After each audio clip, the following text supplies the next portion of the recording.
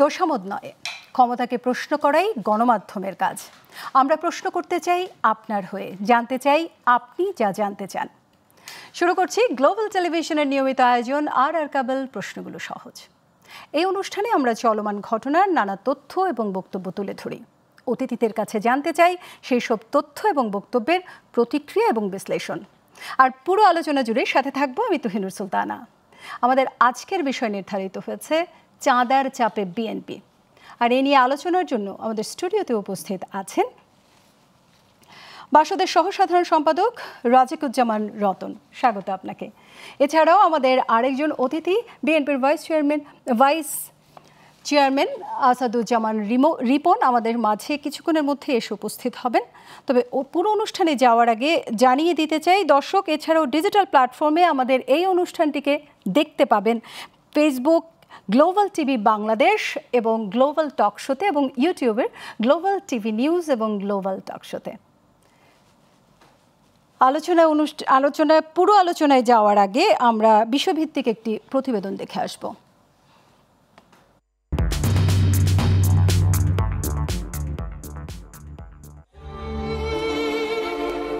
শতাব্দীর অন্যতম নিষ্ঠুর এক ভিডিও চিত্র, ছুরি রডের উপর্যুপরি আঘাত, তার উপর প্রায় বিবস্ত্র এক নিথর দেহ। উন্মাদের মতো সেই দেহের উপর পাথর ছুঁড়ে মারা হচ্ছে। পাজরে কোমরে শেষবারের মতো এপাশ যখন ফিরছিল তখন হয়তো মৃতপ্রায় ব্যবসায়ীর সঙ্গে সংযোগ ছিল পৃথিবীর। এর মধ্যে আবার পাথরটি ছুঁড়ে মারা হলো মাথায়, করা হলো থেতলে যাওয়া রক্তে ভেসে যাওয়া ওই দেহের ওপর উল্লাস নৃত্য। যেন এক জঘন্য উন্মাদনায় মেতেছিল সন্ত্রাসীরা। দিনের আলোতে জনবহুল এলাকায় এমন নৃশংসতা আতঙ্ক ছড়িয়েছে মিডফোর্ড এলাকায়। ভাঙারি ব্যবসায়ী সোহাগ হত্যার 5 দিন পরও পুরো এলাকা থমথমে। মিডফোর্ডের ব্যবসায়ীদের দাবি এটা শুধু হত্যা নয়, তাদের জন্য সতর্কবার্তা দিয়েছে চাঁদাবাজরা। সবাই যার যার কাজে ব্যস্ত ছিলাম, আমরা ওইদিকে নজর দিইনি। আর ওনাদের ব্যবসা আমাদের উঠা বসা থাকা কত না, আমাদের নতুন ব্যবসা, ওনাদের ভাঙারি ব্যবসা। গোপন মাঠের প্রকাশ্যে নিয়ে যা বিজয় মিছিল করছে, এরা আতঙ্কে গেছে যারা চাঁদা দেবে না তাদের পরবর্তী অবস্থা তাদের এরকম হবে। দিতে বাধ্য, না দিলে উঠাই দিব, হুমকি দেয়, ব্যবসা করতে পারবা না, রাস্তায় থাকতে পারবা না, উঠে নিয়ে যাবো, মালামাল ফালাই দেয়। কিন্তু আর আগের চেয়ে ভয়ঙ্কর হয়েছে, শুধু হাতটা বদল হয়েছে। দেখলাম যে এখানে লোকজন আসলো, গ্যাঞ্জাম হয়েছে, বাস এইটি। সোহাগ হত্যায় জড়িতদের ধরতে মাঠে কাজ করছে কয়েকটি গোয়েন্দা টিম। নেত্রকোনা থেকে এজাহারভুক্ত আরও 2 আসামি রাজীব ও সজীবকে আটক করেছে পুলিশ। ঢাকা মহানগর গোয়েন্দা পুলিশ এই ঘটনার সাথে জড়িত রাজীব এবং সজীব নামে আরো 2 জনকে গ্রেফতার করে যথাক্রমে ঢাকা এবং নেত্রকোনা থেকে। এ নিয়ে এ পর্যন্ত এই ঘটনার সাথে জড়িত 7 জনকে গ্রেফতার করা হয়েছে।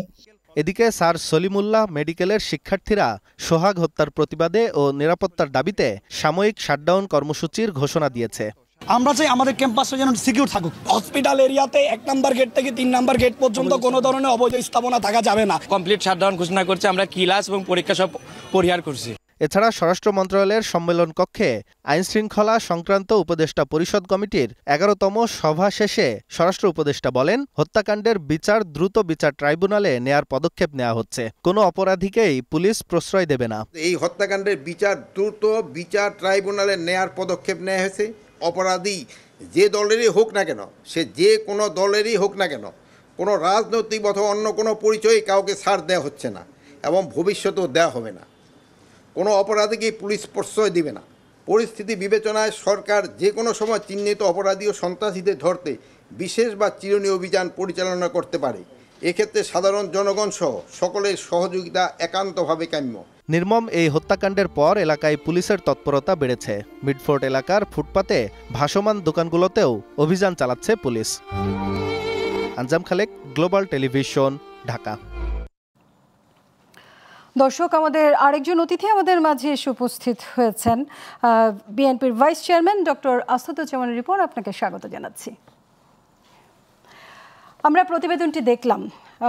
আমি প্রথমেই রাজিকুজ্জামান রতন আপনার কাছে একটা কথা জানতে চাইব। আপনি একটা কথা বলেছেন, বারবার ফ্যাসিস্টের বিদায় হলেও আমরা এই দেশ থেকে ফ্যাসিবাদ দূর করতে পারছি না। এই কথাটি ঠিক এই মুহূর্তে কাকে আপনি ফ্যাসিস্টের সাথে তুলনা করছেন? আমি ফ্যাসিস্টের সঙ্গে তুলনা করছি না, তুলনা করছি ফ্যাসিবাদী একটা পদ্ধতিকে। ফ্যাসিবাদ একটা পদ্ধতি, আর সেই পদ্ধতি যারা প্রয়োগ করেন তারাই ফ্যাসিস্ট হয়ে ওঠেন। আমরা গত বছরের জুলাই অভ্যুত্থানের মধ্য দিয়ে আগস্টে যে আওয়ামী লীগের ফ্যাসিবাদী শাসনকে আমরা অবসান ঘটালাম, আওয়ামী লীগ গেল, কিন্তু যে প্রক্রিয়া পদ্ধতিগুলো ছিল তার কি খুব বেশি পরিবর্তন হলো? সেই প্রশ্নটা আমরা দেখতে চাই। ঠিক একই ঘটনা আমরা যদি তুলনা করি, আমরা 90-এ রিপন ভাইরা সহ তখন আমরা একসঙ্গেই ছাত্র আন্দোলন করেছিলাম, আমরা এরশাদকে ক্ষমতা থেকে হটিয়েছিলাম, কিন্তু যে আইন, যে বিধিবিধান, যে ধরনের কালাকানুন দিয়ে এরশাদ ক্ষমতা পরিচালনা করতেন, সে আইন বিধিবিধানগুলোকে পাল্টানো হয়েছিল। এবং আমরা যদি তারও আগে দেখি, 69 একটা গণ অভ্যুত্থান হয়েছিল আইয়ুব খানের বিরুদ্ধে। তাহলে বারবার গণ অভ্যুত্থানের মধ্য দিয়ে জনগণ উত্থিত হয়, তারা একটা স্বৈরশাসনের অবসান ঘটাতে চায়, কিন্তু তারপরে আবার নতুন করে স্বৈরশাসন ঘাড়ের উপর চেপে বসে কেন? সেক্ষেত্রে আমরা বলছি যে ব্যক্তির পরিবর্তন হলেও যদি পদ্ধতিটার পরিবর্তন না হয়, তাহলে কোনো না কোনো ফর্মে আবার সেই বিষয়গুলো ফিরে আসে। যেমন ছোট্ট একটা কথা বলে আমি আমার এই অংশটা শেষ করতে চাই। আপনারা বলেছেন যে চাঁদার চাপে, হ্যাঁ, আসলে চাঁদা কথাটা কিন্তু খারাপ নয়, কিন্তু এটা বলা উচিত ছিল, এক্সটর্শনের বাংলাটা হওয়া উচিত ছিল যে জোর করে টাকা আদায়। যেমন এই গোটা বাংলাদেশে বলি বা গোটা পৃথিবীতেই যা কিছু বড় কাজ জনগণের সমর্থন সহযোগিতা নিয়েই তো হয়েছে, জনগণের অংশগ্রহণটাকেই তো চাঁদা দেওয়া বলে। কিন্তু চাঁদা কথাটার অপব্যবহার হচ্ছে, চাঁদার অপপ্রয়োগ হচ্ছে। আসলে এটা হচ্ছে জোর করে টাকা আদায়, ভয় দেখিয়ে টাকা আদায়, হয় ব্যবসা বন্ধ করে দেয়া অথবা জীবনের ভয় দেখানো। তাহলে এটাকে আমি বলি, আমরা বলতে পারি ভয় দেখিয়ে টাকা আদায়ের চাপে পড়েছে কিনা। যে আমরা যেটা দেখলাম গত কয়েকদিনের ঘটনা, এবং একে বিল্ডার্সের একটি ঘটনা আমরা আজকে দেখলাম প্রথম আলোতে প্রকাশিত হয়েছে। সেখানে কিন্তু বলা হয়নি যে আমাদের এই প্রোগ্রামের জন্য আপনি আমাদেরকে সহযোগিতা করুন, সে বলেছে যে এই 5 কোটি টাকা না দিলে তোকে ব্যবসা করতে দেব না। তার মানে এটা কিন্তু চাঁদা হলো না, এটা হলো জোর করে ভয় দেখিয়ে টাকা বারবার আক্রমণ করা হচ্ছে তাদেরকে, কর্মীরা বোধহয় গুলিবিদ্ধ হয়েছেন। আমি যদি আসাদুজ্জামান রিপন আপনার কাছে আসি, সারা দেশে এই যে চাঁদাবাজি, সন্ত্রাসী কর্মকাণ্ড, এসব ঘটনার জন্য কম বেশি সকল রাজনৈতিক দলগুলোর নামই কিন্তু আসছে, কিন্তু আমরা এই কিছুক্ষণ আগে যে প্রতিবেদনটি দেখলাম মিটফোর্ডের এই ঘটনাটি কি বিএনপিকে বড় ধরনের কোনো চাপে ফেলে দিল? ধন্যবাদ আপনাকে। হ্যাঁ, এক ধরনের মিডিয়া ট্রায়ালের মধ্যে তো পড়েছেই, এতে কোনো সন্দেহ নেই। ঘটনাটি হচ্ছে 9 জুলাইতে ঘটনা ঘটেছে দিবালোকে। যে ব্যক্তিটি আপনার নৃশংস ঘটনার শিকার হয়েছেন, তিনি নিজেও যুবদলের একজন কর্মী। অলরেডি সোশ্যাল মিডিয়াতে তার ছবি এসছে, তিনি যুবদলের একটা লোকাল অনুষ্ঠানে তিনি অংশগ্রহণও করেছেন, এবং সেখানে দেখা যায় তার একটা প্রমিনেন্ট রোল, আয়োজক বা ওখানে যারা নেতাগত আছেন তাদের সাথে তার ছবি আছে একটা অনুষ্ঠানে, মঞ্চে। তার মানে সেটা যদি বলি যে মানে ভিকটিম হচ্ছেন বিএনপির একজন কর্মী। ভিকটিমের ফ্যামিলি যেটা বলেছে সেটা হচ্ছে যে যাদেরকে ভিডিও ফুটেজে দেখা যাচ্ছে তাদেরকে গ্রেপ্তার না করে, অথবা তারা যাদেরকে আসামি হিসেবে মামলা করেছে তাদেরকে গ্রেপ্তার করা হচ্ছে না। আমি একটু আগে একটা ইংরেজি দৈনিক পত্রিকা, তার মানে ইংরেজি দৈনিকের একটা ওয়েব পোর্টালে একটা নিউজ দেখছিলাম। তো আমি একটু যদি আপনাকে একটু এইভাবে যদি বলি, আমি আপনার দর্শকদের উদ্দেশ্যে যদি, এখানে লেখা আছে মেটিকুলাস ডিজাইনের আড়ালে অদৃশ্য খেলা খেলছে কারা। মেটিকুলাস ডিজাইনের আড়ালে অদৃশ্য খেলা খেলছে কারা। এখানে আমি কয়েকটা ছবি যদি দেখি, ভেরি ইন্টারেস্টিং। এই ঘটনার যে পারপেট্রেটর, প্রধান যে খুনি, সেই খুনির একটা ছবি দেখা যাচ্ছে, দেখেন সোশ্যাল মিডিয়াতে আপনারা দেখেছেন। এটা এনসিপির কনভেনার নাহিদ ইসলামের সাথে খুনির বিষয়টা খেয়াল করেন। আরেকটা ছবি দেখতে পাচ্ছি, এটা ছাত্রলীগের সাবেক সেক্রেটারি গোলাম রাব্বানির সাথে, এই একই লোকের। এই ছেলেটি মহিন নানা নাবি থাকে। এর একটা ছবি দেখলাম ইভেন হাসনাত আব্দুল্লাহর সাথেও। জি জি, তাহলে কি না আমি আসছি, এদের সম্পৃক্ততা এনসিপির সাথে? আমি আসছি, সেটা হচ্ছে যে আপনার এই ছেলেটি বেসিক্যালি একসময় ছাত্রলীগের পান্ডা ছিল, গোলাম রাব্বানির ঘনিষ্ঠ লোক ছিল, ছাত্রলীগের জেনারেল সেক্রেটারি গোলাম রাব্বানির ঘনিষ্ঠ ছিল। জি জি, এই রাব্বানির এক ক্যাডার ছিল সে। এই ছেলেটি এই ছাত্র জনতার বিরুদ্ধে যে আন্দোলনটা মানে আন্দোলন দমানোর জন্য সরকার যে সশস্ত্র মানে ক্যাডারদেরকে মাঠে নেমেছিল তার মধ্যে একজন। এ আবার রূপ বদল করে ফেলেছে, ঠিক আছে, রূপ বদল করে ফেলেছে। তো তার অ্যাসোসিয়েশন দেখা যাচ্ছে নবগঠিত একটা রাজনৈতিক দল এনসিপির সাথে আছে। আমার বক্তব্য হচ্ছে যে আমি এনসিপি তো ঘটনাটা ঘটায়নি, জি, আমি তো বলি না যে এনসিপি ঘটনাটা ঘটিয়েছে। এই ছেলেটির সাথে ছাত্রলীগের যোগসাজশ ছিল, ছাত্রলীগের নেতাদের ছবি আছে, দেখালাম আমি একটা মানে thepeopleBD.com thepeopleBD.com নামের একটি পোর্টালে একটা সচিত্র প্রতিবেদন এসেছে এবং ফেসবুকে আমি মানে ছবিগুলো দেখেছি। আচ্ছা, এখন কথা হচ্ছে যে সন্ত্রাসীর আবার কিসের আপনার মানে এনসিপি বলেন ছাত্রলীগ বলেন, এর তো আলাদা কোনো পরিচয় নাই, তাই না? একটা প্রশ্ন করি আপনাকে, একটু আমার জানতে চাচ্ছিলাম যে 5 আগস্টের পরে তো কোনো নতুন কাউকে দলে নেয়ার ব্যাপারে একটা বাধ্যবাধকতা ছিল, সেখানে তারা কি করে আসলো?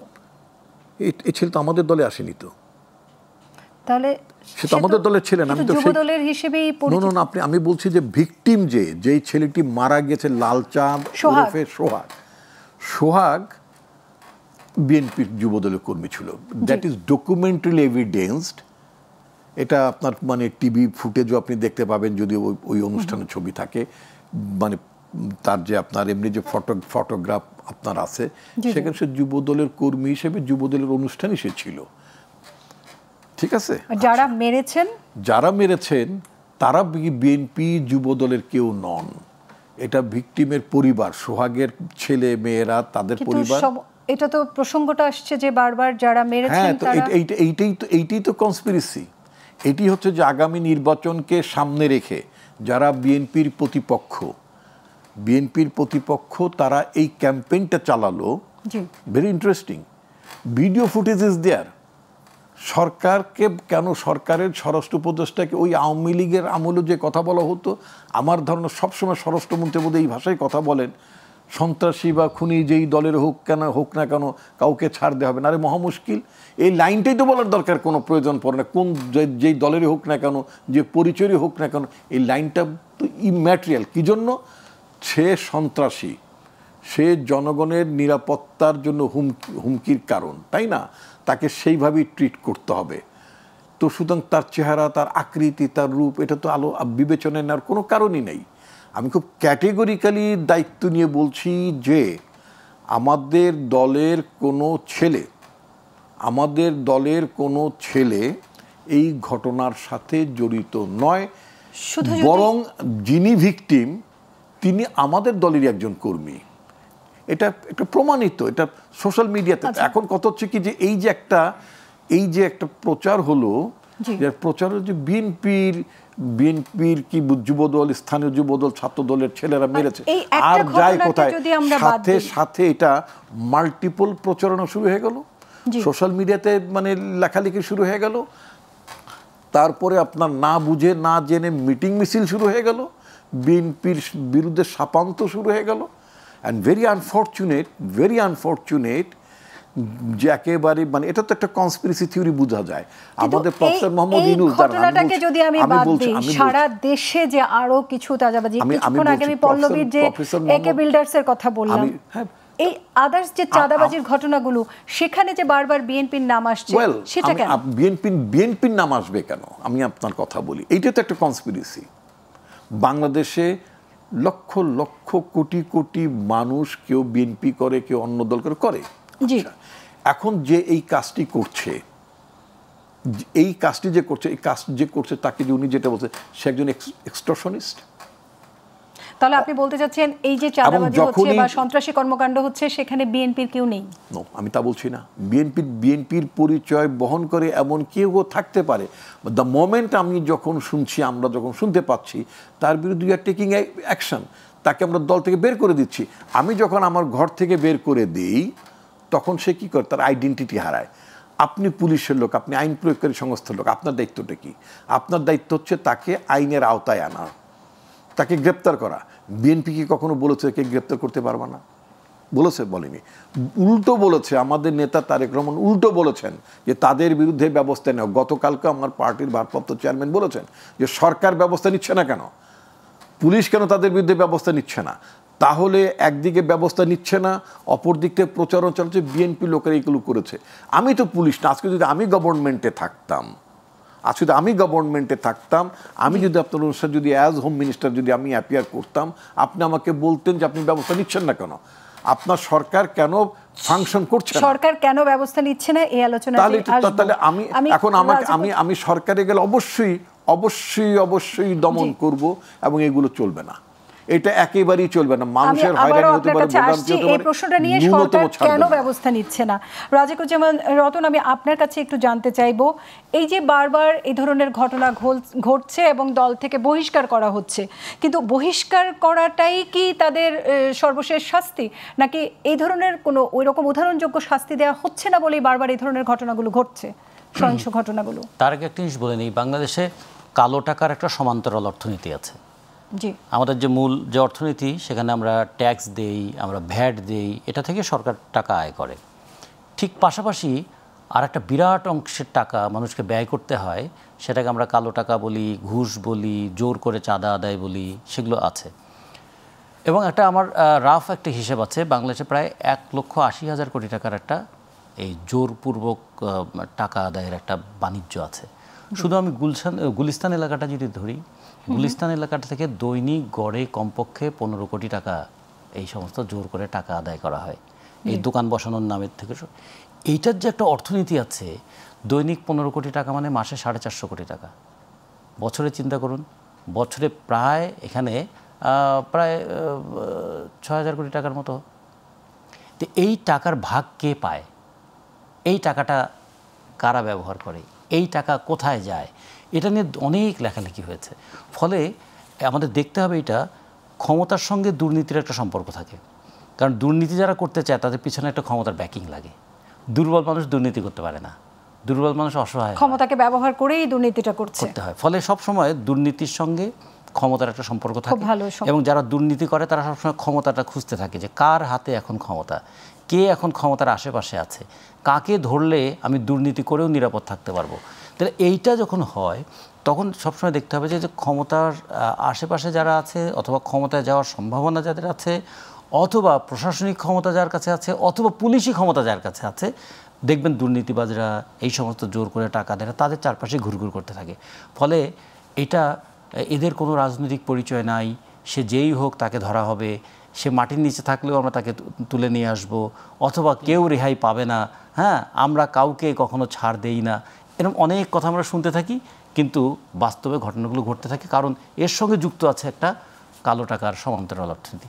ওই জায়গাটায় ধাক্কা না দিলে তা আমরা কিন্তু এখান থেকে মানুষকে মুক্ত করতে পারবো না। তার জন্য দুটো জিনিস লাগবে, প্রশাসনের একটা নিরপেক্ষতা লাগবে আর জনগণের একটা সচেতনতা লাগবে। আসাদুজ্জামান রিপন, আমি আপনার কাছে ফিরে আসছি সেই প্রশ্নটিতে যে সরকার কেন ব্যবস্থা নিচ্ছে না। কিন্তু এই যে আমরা কিছুদিন আগে দেখলাম যে সরকার, এইটুকু থামেন নাকি আপনি তো, মানে আপনার তো আমাদেরকে থামান, আমি আপনাকে একটু থামালাম আজকে। জি বলেন। সরকার নিচ্ছে না কারণ হচ্ছে সরকার খুব একটা দুর্বল সরকার, আনফর্চুনেটলি একেবারে একটা উইক গভর্নমেন্ট। ইউনূস সাহেবের প্রশাসনে, তার অন্তর্বর্তীকালীন সরকারে কাজ করার মতো উপদেশটা আমার মনে 2-3টার বেশি নাই, আমার কাছে মনে হয়েছে। বাকিগুলো বয়সের ভারে ক্লান্ত, পুনঃক্লান্ত, যে মানে একটা হচ্ছে মেনি অফ দেম রিটায়ার্ডের আগে রিটায়ার্ড বলাও যেতে পারে, মানে আবারও তারা রিটায়ার্ড করছেন, এরকম অবস্থা। এই ডাবল রিটায়ার্ড পার্সন লোকগুলো অনেকেই তার উপদেষ্টা পরিষদে। মন চলে তো এটা চলে না, এটা চললে মন চলে না, এটা চললে দেহ চলে না, কিন্তু এক্সপেরিয়েন্সের একটা ব্যাপার আছে। নো, আপনি ওই যে বলে পুরনো চাল ভাতে বাড়ে, আবার পুরনো চালে কি হয়, কেরিও ধরে, ওই যে পোকা আছে না, জি, ওগুলো ধরে। অনেকদিন ঘরে বসে থাকলে দেখবেন যে ওটার মধ্যে এক ধরনের কি হয়, মাইট টাইট তৈরি হয়। আচ্ছা যাই হোক, এখন কথা হচ্ছে কি যে ওনার অ্যাডভাইজারি কাউন্সিলের মেনি অফ দ্য মেম্বার্স একেবারে ফাংশনাল না, এবং আমার কাছে মনে হয়েছে তারা মানে প্রশাসন they don't understand administration, they don't understand administration, they many of them they don't understand the terms of business reference, কিছু বোঝেন না, বুঝলেই অবস্থা হয় নাকি। আমি আপনার কথা শুনলাম, কিন্তু আমার প্রশ্নটা কিন্তু রয়ে গেল। আমি বিরতি থেকে ফিরে এসে আপনাকে আমি এই প্রশ্নটা আবার করছি। দর্শক, আর কেবল প্রশ্নগুলো সহজে নিচ্ছে একটা ছোট্ট বিরতি। আশা করছি আমাদের সাথেই থাকবেন।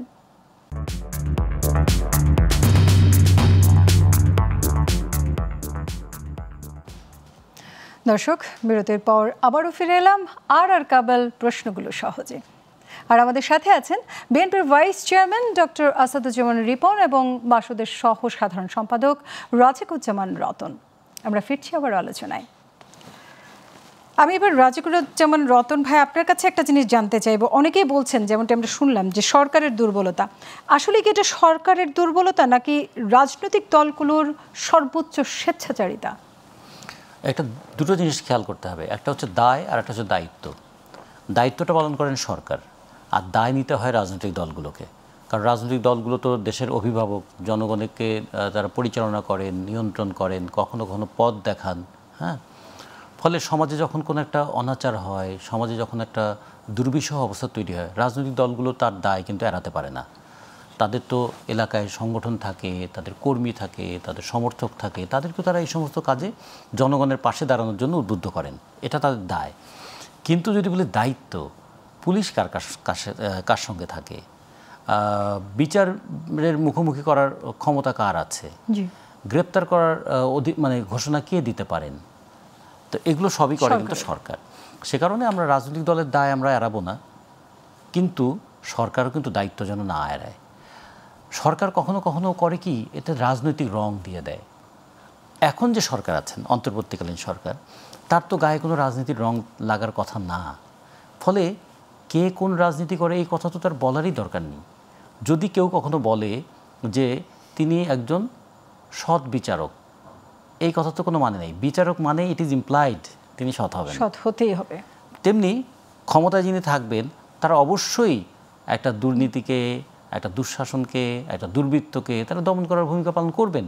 সেটা করতে গিয়ে যদি দেখা যায় যে রাজনৈতিক দলগুলো অপোজ করছে, তখন তারা বলবেন যে একজন দুর্বৃত্তকে আমরা ধরেছি, অ্যারেস্ট করেছি, আর একটা রাজনৈতিক দল সেই দুর্বৃত্তের পক্ষে দাঁড়িয়েছে। তাহলে সেটাও একটা জনগণের সামনে রাজনৈতিক দলগুলোকে তারা তুলে ধরতে পারেন। আর একটা বিষয় এখানে খুব গুরুত্বপূর্ণ, সেটা হচ্ছে দেখুন, এই জুলাই মাস একটা অভ্যুত্থানের সূচনা হয়েছিল। শত শত মানুষ নেমে এসেছিল দুঃশাসনের অবসান করবে বলে। কি পরিস্থিতিটা তৈরি হলো যে মানে একটা জনাকীর্ণ জায়গায় একটা মানুষকে পিটিয়ে মারা হচ্ছে, কেউ পাশে এসে দাঁড়াচ্ছেন না। তার মানে কি ভয়ের সংস্কৃতিটা তৈরি হয়ে গেল, আবার মানুষ আবার নিষ্পৃহ হয়ে গেল। তো জনাকীর্ণ কি ছিল সেই জায়গাটা? ওই জায়গাটাই এমন, আপনি যদি যে কোনো সময় যান দেখবেন যে আমরা যে ভিডিওগুলো দেখেছি সেখানে কিন্তু আমরা শত শত মানুষ দাঁড়িয়ে দেখছে। ওই রাস্তাটাই এমন যে ওখানে চলতে গেলে আপনার মানুষের সঙ্গে মানুষের গায়ে ধাক্কাধাক্কি হবেই। মানে একটা ছোট জায়গায় অনেক বেশি দোকানপাট, রাস্তা অত প্রশস্ত নয় এবং অনেক বেশি লোক চলাচল। তার মানে পরিস্থিতিটা এমন তৈরি হয়েছে যে কিছুদিন ধরে মানুষের মধ্যে একটা আতঙ্ক কাজ করে, অথবা মানুষ মনে করে এই ঝামেলায় গিয়ে কি লাভ, আবার বিপদ ডেকে আনবো কি। তাহলে যে মানুষ একদিন স্বতঃস্ফূর্তভাবে রাস্তায় নেমে এসেছিল অভ্যুত্থান করার জন্য, সেই মানুষ কেন আবার ভয়ে কুটিয়ে যাচ্ছে, এটাও কিন্তু আমাদের একটু খেয়াল করতে হবে। তাহলে 1 বছর ধরে যে সরকার আমাদের ক্ষমতায় আছেন, জনগণের মধ্যে সাহসটা সঞ্চার করতে পারেননি কেন, অথবা জনগণকে সামাজিক আন্দোলনে উদ্বুদ্ধ করতে পারছেন না কেন? এটাও একটা, যদি বলি, এটাও একটা দায়িত্বের অংশ। শুধুমাত্র তো প্রশাসন দিয়ে শৃঙ্খলা রক্ষা করা যাবে না। আমাদের কতজন পুলিশ আছে? সারা বাংলাদেশে 2,12,000 পুলিশ আছে। তা আমাদের এই 17 কোটি মানুষের দেশে এই পুলিশ দিয়ে কি এটা আইন শৃঙ্খলা নিয়ন্ত্রণ করা যাবে? তার মানে একটা সামাজিক একটা চাপও লাগবে। হ্যাঁ, হচ্ছে না। কেন হচ্ছে না? আমি যদি একটু আসাদুজ্জামান রিপন ভাই আপনার কাছে আসি, আপনাকে একটু জানতে চাইবো যে আপনি একটু আগে বলছিলেন সরকার ব্যবস্থা নিচ্ছে না, কিন্তু যেই সব জায়গায় আমরা দেখেছি সরকার ব্যবস্থা নিচ্ছে, রাজনৈতিক দলগুলো তাদের শক্তি দেখাচ্ছে। যেমনটি আমরা যদি বলি 3 জুলাই পাটগ্রামের যে ঘটনাটি ঘটেছিল, আমরা সার্জিস আলমের কিন্তু স্টেটমেন্টে দেখেছি এই জিনিসটা, তার ফেসবুক ওয়ালেও, যে থানায় হামলা করা হয়েছে এবং নেতাকর্মীদেরকে ছিনিয়ে নিয়ে আসা হয়েছে। এটা কি তাহলে কোনো রাজনৈতিক দলের শক্তির প্রয়োগ করা না? না, নিশ্চয়ই এটা আপনি এই মানে একটা থানা যদি এটা আমরাও এমনও দেখেছি যে বৈষম্য বিরোধী ছাত্র আন্দোলনের বা মানে এই এনসিপির কোনো নেতা যে থানা থেকে আসামি মানে নিয়ে এসেছে, কি বলে আপনার ধানমন্ডি থানা বলে নানা জায়গা থেকে আসামি গ্রেপ্তার করছে, আসামি আবার কি বলে ছুটিয়ে এনেছে। তো পুলিশ সেটা অ্যালাউ করবে কেন? আমার বক্তব্য হচ্ছে পুলিশ সেটা অ্যালাউ করবে কেন? আসছি আমি, এটা তো হাজার নেতাকর্মী যখন গিয়ে একটা থানায় কতজন পুলিশ থাকেন? আপনি ওরা কি থানা অ্যাটাক করতে গিয়েছে? না। তো আপনি ভাঙচুর করেছে, আপনি অ্যালাউ করবেন কেন? ওই পর্যন্ত যেতে দেবেন কেন? আমার বক্তব্য হচ্ছে ওই পর্যন্ত আপনি যেতে দেবেন কেন? থানায় পুলিশ, আমরা তো থানা তো ছাত্র জীবন থেকে থানা দেখে এসেছি। পুলিশকে তখন আইনের প্রয়োগ করা উচিত। অফকোর্স আইনের প্রয়োগ করবে, তার বইতে, তার আইনের বইতে তার যে ক্ষমতা দেওয়া আছে, তার যে দায়িত্ব দেওয়া আছে সেটা সে প্রয়োগ করবে। কেন সে প্রয়োগ করছে না? আমরা তো চাই পুলিশটা দেশের পুলিশ হবে, রাষ্ট্রের পুলিশ হবে। তখন যদি এই ধরনের কোনো সহিংস ঘটনা ঘটে যেত, পাল্টা আক্রমণ, আপনি থানা আক্রমণ করতে যাবে, এটা তো আপনি কোনো আইনি কোনো পদক্ষেপ না। আপনি থানা আক্রমণ করতে যাবে, থানা সহিংসতা করতে যাবে, স্বাভাবিক কর্মকাণ্ড বিরোধিতা করতে যাবে, বাধা সৃষ্টি করতে যাবে, সেটা রাজিকুজ্জামান ভাই একটু আগে যেটা বললেন যে সরকারি দলের সমালোচনা হতে পারে, ঠিক আছে, কিন্তু বিএনপি এখনো ক্ষমতায় আসলো না, তাদের নিয়ে এত সমালোচনা কেন? ওই যে বললাম যে এটা একটা খুব মেটিকুলাস ডিজাইনে একটা অদৃশ্য খেলা। তারা জানে যে আগামীতে বিএনপি একটা সাধারণ স্বাভাবিক নির্বাচন হলে, এটা ভেরি ইন্টারেস্টিং যে আপনি একটা রাজনৈতিক সরকার যখন ক্ষমতা থাকে, জিনিসপত্রের দাম বেড়ে যাচ্ছে, তার প্রশাসন ফাংশন করছে না, দুর্নীতিতে নিমজ্জিত হয়, চাকরিতে মানে আপনার স্বজন প্রীতি হয়, অর্থাৎ নানা ধরনের অনিয়মের কারণে যখন মানে সরকার নাগরিকদের বিপক্ষে অবস্থান নেয় বা তাদের মনোভাবটা বুঝতে পারে না, তখন সেই সরকারের বিরুদ্ধে মানুষ অবস্থান নেয়, ক্ষোভ প্রকাশ করে, রাস্তায় নামে ইত্যাদি ইত্যাদি। একটা রাজনৈতিক দলের বিরুদ্ধে আমি ভেরি ইন্টারেস্টিং, মানে আমি নেগেটিভ অর্থে বলছি, এটা খুব না। একটা রাজনৈতিক দল যে দলটি ক্ষমতা আসেনি তার বিরুদ্ধেই নেতিবাচক প্রচারণাটা কেন? একটি দল আর কি করতে পারে? আমি কত তো শুরুতেই বললাম, আপনি আমাকে প্রশ্ন করেছেন একটি দল আর কি করতে পারে। আপনার সন্তান নেশাগ্রস্ত হয়েছে, আপনি পুলিশকে জানিয়েছেন, আপনি তাকে বাড়ি থেকে বের করে দিয়েছেন, আপনি তার দায় দায়িত্ব অস্বীকার করছেন। এখন সে যদি পাবলিক নিউসেন্স ক্রিয়েট করে, আপনি তো তাকে বলছেন আপনি বিলং করেন না, ইউ ডিক্লেয়ার্ড ইট, আপনার পজিশন আপনি ডিক্লেয়ার করেছেন। এরপরে যে রাষ্ট্র আছে, সরকার আছে, তাদের দায়িত্বটা কি? তাদের দায়িত্ব হচ্ছে তাকে আইনের আওতায় আনা। তো তাকে আইনের আওতায় আনছে না।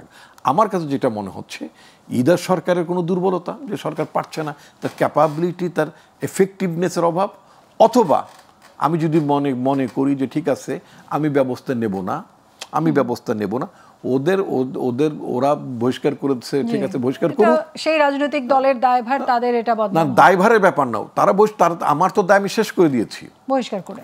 অফকোর্স আমি আর কি করতে পারি? আমি কি পুলিশ? আমি কি পেটাবো? আমার কি কোনো গারদখানা আছে নাকি? ওই যে আগের দিনে আপনার ওই যে ছাগল পরের খেতে ধান খেতে গেলে এক ধরনের কি খোয়ার বলতো, হ্যাঁ, খোয়ারে দিয়ে আসতো। আমার কি পলিটিক্যাল পার্টির কাছে, সমাজে আমার কাছে কি কোনো খোয়ার সিস্টেম আছে নাকি, যে এখানে যে সোশ্যাল অ্যানার্কি তৈরি করবে তাকে আমি খোয়ারে ভরে রাখবো? আমি বলে দিচ্ছি যে এর সাথে আমার কোনো সম্পর্ক নাই। আমি বলছি তার বিরুদ্ধে আইনি ব্যবস্থা নাও, আমি বলে দিয়েছি। আপনি আইনি ব্যবস্থা নিচ্ছেন না কেন? তার মানে ইউ আর অ্যালাউইং ইট।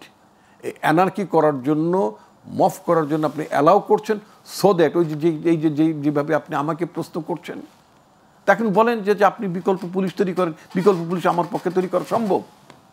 তাহলে আমি কি করতে পারি বলেন? আমাকে আপনি বলেন তো প্লিজ, আমাকে বলেন যে আপনি বহিষ্কার করার পরে আর এই কাজগুলো করতে পারেন। এরকম একটি ঘটনা যেটা সারা বাংলাদেশের মানুষ দেখেছে, এখানে কি আপনাদের কোনো দায়বদ্ধতা নেই? আমার দল যারা ঘটনা ঘটে, আমি তো তাদের বিচার চাই। দায়বদ্ধতা কোথায়? আমার দলের লোকই তো না। The person who R responsible for this incidence, তারা এই যে হিনিয়াস ক্রাইমটার সাথে যে যুক্ত, সে তো আমার দলের লোকই না, বরং ভিকটিম আমার দলের লোক। আমি কি বলছি যে তাদের আইনের আওতায় না, তাদের বিচারের ব্যবস্থা করো ইত্যাদি। ভিকটিমের পরিবর্তে আমার দলের লোক, উই আর দ্য না please, we are the sufferer, আমরা সাফারার, আমরা ভিকটিম। আবার আপনি বলছেন দায় আমার, এটা কি ধরনের প্রশ্ন করলেন? আমি বলছি, আমি তো ফটো দেখিয়ে বললাম যে কে, তাকে গ্রেপ্তার করছেন না কেন? আইনে ফায়ারিং স্কোয়াডে দেন, একটা আইন করেন, সামারি ল করেন। এটা আমি তো দায়িত্ব নিয়ে বলছি, এটা সামারি ট্রায়াল করেন, সামারি ট্রায়াল করে এই ক্রিমিনালগুলোকে স্ট্রেইট কাট, একেবারে প্রকাশ্যে গুলি করার ব্যবস্থা করেন। Will not opposite. রাজিকুজ্জামান উনি যেটা বলছিলেন যে বিএনপি কে এখানে মেটিকুলার ওয়েতে তাদের সাথে আচরণগুলো হচ্ছে, আপনি কি মনে করছেন? বলছি না, আমি প্রমাণ দেখাচ্ছি, গত কয়েকদিন দেখিয়েছি আপনার ক্যামেরার সামনে। গত কয়েকদিনের কয়েকটা চিত্র দেখুন। লালমনিরহাটে একটা দরিদ্র সেলুন কর্মচারী বাবা এবং তার সন্তানকে ধর্ম অবমাননার দায়ে কিভাবে নির্যাতন করা হলো। আচ্ছা ভাবুন তো, বাংলাদেশের সেলুন কর্মচারী যারা, তারা সমাজের কোন প্রান্তিক পর্যায়ে থাকে, তাদের পক্ষে কি এগুলো করা সম্ভব? কিন্তু তারপরেও অবমাননার দায় তুলে এটা করা হলো, কেউ কিচ্ছু বলল না। তারপরে চাঁদপুরে আমরা দেখলাম, কিন্তু সেলুনের ঘটনাটা আমরা যতটুকু জানি এটা সম্ভবত টাকার নিয়ে হচ্ছে, সেটাই। কিন্তু সেলুনে সে চুল কেটে টাকা দেয়নি, যখন টাকা চেয়েছে ধর্ম অবমাননার অভিযোগ এনেছে। আচ্ছা, এটা আমরা জানলাম পত্রিকার মারফত, কিন্তু উদ্যোগটা কি দেখলাম, পদক্ষেপটা কি দেখলাম? তারপরে যারা ধর্ম অবমাননার অভিযোগ তুলে তাকে নিগ্রহ করলেন, তাদের মনের মধ্যে কি একটুও কষ্ট হলো না যে আমি একটা মিথ্যা অভিযোগে একটা দরিদ্র মানুষের উপর নির্যাতন করলাম, এটা কি ধর্মীয় কাজ হলো? তারা নিজেদের দিক থেকে যেমন কোনো অনুশোচনা হলো না, রাষ্ট্রের দিক থেকেও তেমন কোনো উদ্যোগ আমরা দেখলাম না। তারপরে ধরুন চাঁদপুরে মসজিদের মধ্যে ইমামকে কুপিয়ে করা হলো, কেন? যে আমার পছন্দ হয়নি, আপনার খুতবাটা আমার পছন্দ হয়নি। তাহলে দেখুন, আমার যুবদল কর্মীকে এইগুলোকে কিভাবে আমরা বিবেচনা করব? তার মানে ধর্ম নিয়ে যখন কথা বলে তখন তো সেখানে যুক্তি করা খুব মুশকিল, এর সঙ্গে প্রচণ্ড আবেগ থাকে মানুষের, এখানে তো অন্য কোনো আর কথা বলা যায় না। আবার ধরুন যেটা বললেন যে খুলনায় মাহবুবকে বাড়ির সামনে এসে গুলি করলো, গুলি করে আবার মরেছে কিনা এটা নিশ্চিত হওয়ার জন্য পায়ের রক কেটে দিল। দেখুন এই ঘটনাগুলো যখন ঘটছে, এই প্যাটার্ন অফ ইনসিডেন্টস এগুলো যদি দেখি, আর তার সঙ্গে আবার দেখছি কত ধরনের মানে আর্থিক মানে কেলেঙ্কারির ঘটনাও দেখছি। আমরা কারো দেখছি অস্বাভাবিক টাকা লেনদেন হচ্ছে, কারো এপিএস হওয়ার কারণেই কারো কপাল খুলে যাচ্ছে। তো এগুলো সব মিলে করে বলেন এনসিপির উপদেষ্টা, এনসিপি থেকে উপদেষ্টা যাদের না কারো বলবেন কেন, নাম ধরে বলেন, যে মানে ইউনূস সরকারের অন্তর্বর্তীকালীন সরকারের ছাত্র উপদেষ্টা, তাদের দুজনের এপিএস এর কাছে যে হাসিনার পিয়নদের কাছে 400 কোটি টাকা পাওয়া যায়, এদের এরকম পাওয়া যাচ্ছে। এগুলো সব মিলে আমরা যদি দেখি, did you raise that issue? না, আমরা সব ইস্যুগুলো আমরা তুলতে চাই এবং সব ইস্যুগুলোকে আমাদের আপনি দেখতে পেলেন, কিন্তু বিএনপি কিন্তু এটা দায় নিতে চাচ্ছে না। তারা বলছে এটা একটা মেটিকুলাস, আরে বিএনপি দায় নেবে কোন? ভিকটিম আমি দায় নেব কোন? কি বারবার এক কথা বলছেন? আপনি কি মনে করছেন? আমি বলছি যে প্রথম দায়িত্বটা হচ্ছে সরকারের। সরকার যদি ধরার পরে কোনো একটা রাজনৈতিক দল বলে যে না এটা করা যাবে না, যেমন তিনি একটা কথা বলেছেন যে প্রয়োজনে ফায়ারিং স্কোয়াডে দিয়ে দাও, আমরা কিন্তু আবার বাসুদের পক্ষ থেকে ফায়ারিং স্কোয়াডের ব্যাপারটা আমরা অপোজ করব, কিন্তু আমরা বলবো তার বিচার হোক। বিচারটা হলে হবে কি, অন্য কেউ এই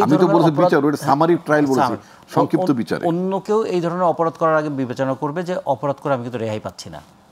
আমি যতই ক্ষমতার আশপাশে ঘোরাঘুরি করি না কেন, অপরাধ করলে আমি সেখান থেকে আমি রেহাই পাবো না। এই মেসেজটা আমাদের অন্তর্বর্তীকালীন সরকারের পক্ষ থেকে দেওয়া দরকার ছিল, কারণ অন্তর্বর্তীকালীন সরকার কোনো নির্দিষ্ট রাজনৈতিক দলকে প্রতিনিধিত্ব করছিলেন না। হয়তো একটা নির্বাচিত সরকার আসলে তার নিজের কর্মীর প্রতি একটা স্নেহের দৃষ্টি থাকতে পারে, প্রশ্রয় থাকতে পারে, কিন্তু অন্তর্বর্তীকালীন সরকার তো সেটা নয়। ফলে আমরা দেখতে চাই দুটো জিনিস, একটা হচ্ছে তারা তাদের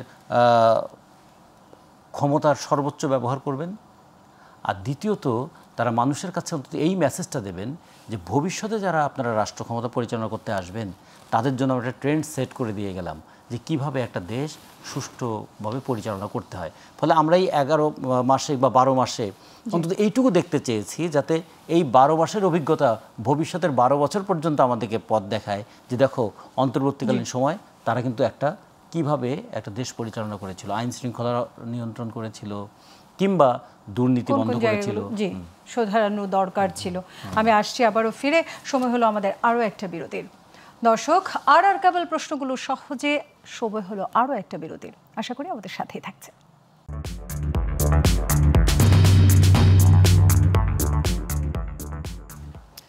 দর্শক, বিরতির পর আবারও ফিরে এলাম আর কেবল প্রশ্নগুলো সহজে। আর আমাদের সাথে আছেন বিএনপির vice chairman doctor Asaduzzaman Ripon এবং বাসদের সহ সাধারণ সম্পাদক রাজাকুজ্জামান রতন।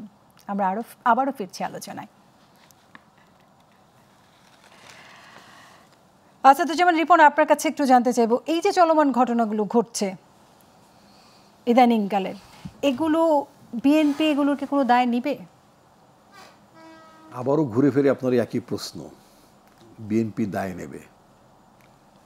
আমি এই ঘটনাগুলো ঘটছে বাংলাদেশে যাতে নির্বাচন বিলম্বিত, এটা আমি বেশ বোধহয় 2 weeks বিফোর আমি আমার নির্বাচন এলাকা মুন্সিগঞ্জ 2 ওখানে সভা সমাবেশ করতে যে আমি এই কথাগুলো বলেছি যে বাংলাদেশে